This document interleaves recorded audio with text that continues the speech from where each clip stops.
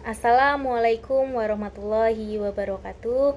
Perkenalkan, nama saya Febriana Utami. Di sini saya mewakili kelompok saya untuk mempresentasikan mini riset yang berjudul tentang pengaruh kepemilikan manajerial dan kebijakan hutang terhadap persistensi laba yang dibuat oleh saya sendiri dan dua teman saya, yaitu Kayla Zahra dan Jufoni John, dan dibimbing oleh Ibu Erika.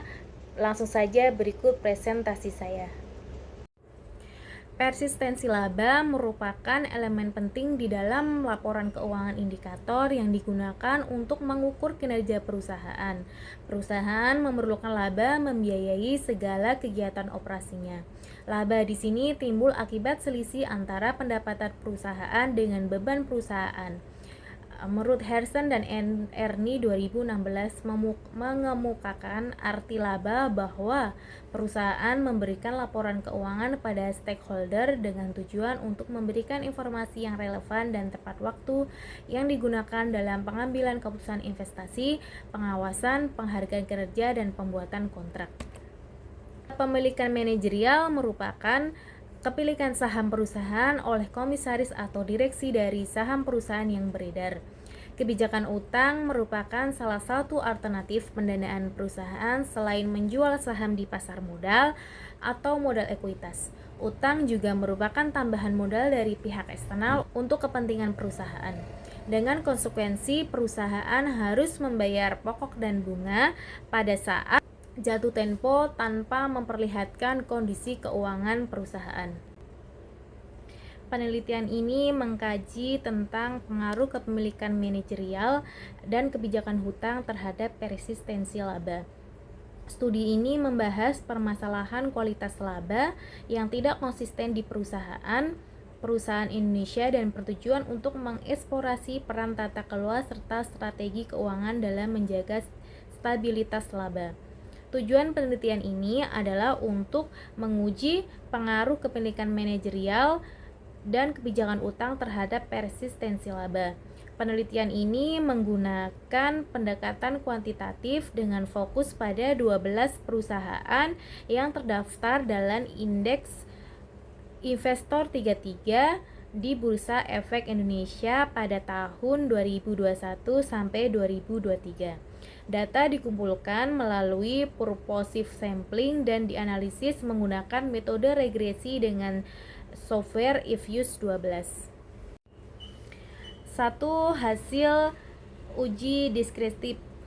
Kedua ada uji Chow. Uji Chow digunakan untuk memilih antara model common effect atau fixed effect yang layak digunakan dalam penelitian ini. Dari hasil uji Chow, nilai probabilitas cross-section chi-square-nya sebesar 0,9904, lebih besar dari 0,05. Maka model yang terpilih dalam penelitian ini yaitu common effect. Berikutnya ada uji Hausman. Uji Hausman digunakan untuk memilih antara model random effect atau fixed effect yang layak digunakan dalam penelitian. Dari hasil uji Hausman, nilai probability cross-section chi-square-nya sebesar 0,9760, lebih besar dari 0,05.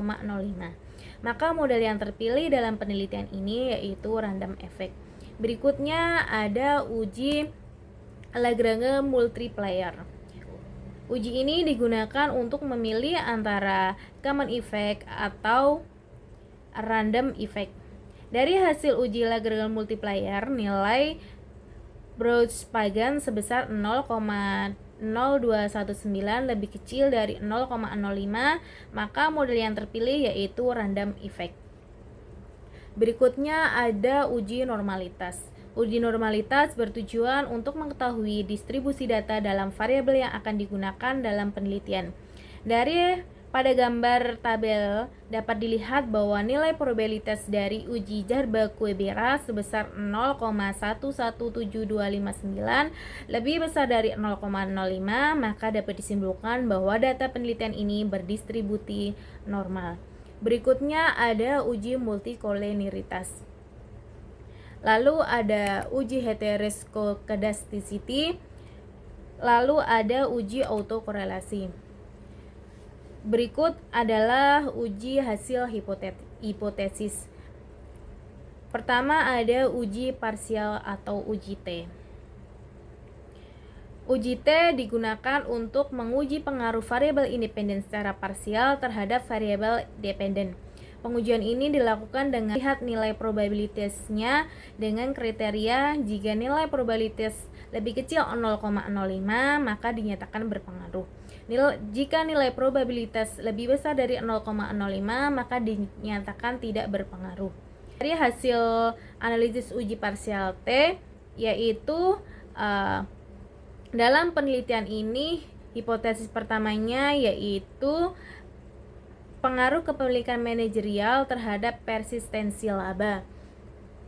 Dari tabel dapat dilihat bahwa hipotesis pertama menunjukkan nilai probability X1 sebesar 0,8955 lebih besar dari 0,05 dengan nilai T statistik sebesar 0,132328,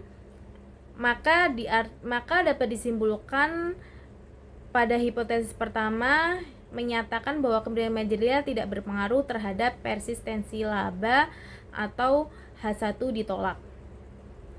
Dan uji parsial T untuk hipotesis kedua dari penelitian ini yaitu kebijakan utang berpengaruh terhadap persistensi laba.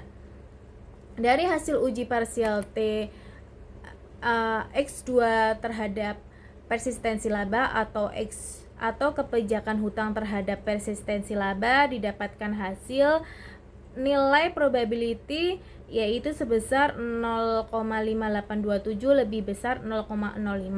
Ini berarti X2 tidak berpengaruh terhadap Y. Berikutnya ada uji F simultan. Dari tabel diketahui nilai F statistik sebesar 0,226594 dengan nilai probabilitas F statistik sebesar 0,798474 lebih besar dari 0,5, maka bisa ditarik kesimpulan bahwa kepemilikan manajerial dan kebijakan utang tidak berpengaruh signifikan secara simultan terhadap persistensi laba. Maka berdasarkan hasil penelitian dapat dikesimpulkan bahwa kepemilikan manajerial tidak berpengaruh terhadap persistensi laba. Hal ini disebabkan oleh rendahnya tingkat kepemilikan saham oleh manajerial di perusahaan yang menjadi sampel penelitian. Kebijakan utang juga tidak memiliki pengaruh terhadap persistensi laba. Hal ini dikarenakan tingkat utang yang digunakan perusahaan cenderung untuk ekspansi sehingga belum memberikan dampak signifikan terhadap laba. Secara simultan, kepemilikan manajerial dan kebijakan utang tidak berpengaruh signifikan terhadap persistensi laba. Model penelitian hanya mampu menjelaskan variabel persistensi laba sebesar 1,3%, sedangkan sisanya dipengaruhi oleh faktor lain di luar model peneliti. Dari penelitian ini, maka disarankan bagi peneliti selanjutnya mempertimbangkan penggunaan variabel independen lain yang lebih relevan seperti struktur modal, tingkat likuiditas, atau variabel ekonomi makro untuk memberikan gambaran yang lebih luas tentang faktor-faktor yang mempengaruhi persistensi laba dan menambah jumlah sampel penelitian agar hasil analisis lebih representatif. Sekian presentasi dari saya, kurang lebihnya saya mohon maaf sebesar-besarnya. Semoga penelitian ini dapat bermanfaat. Assalamualaikum warahmatullahi wabarakatuh.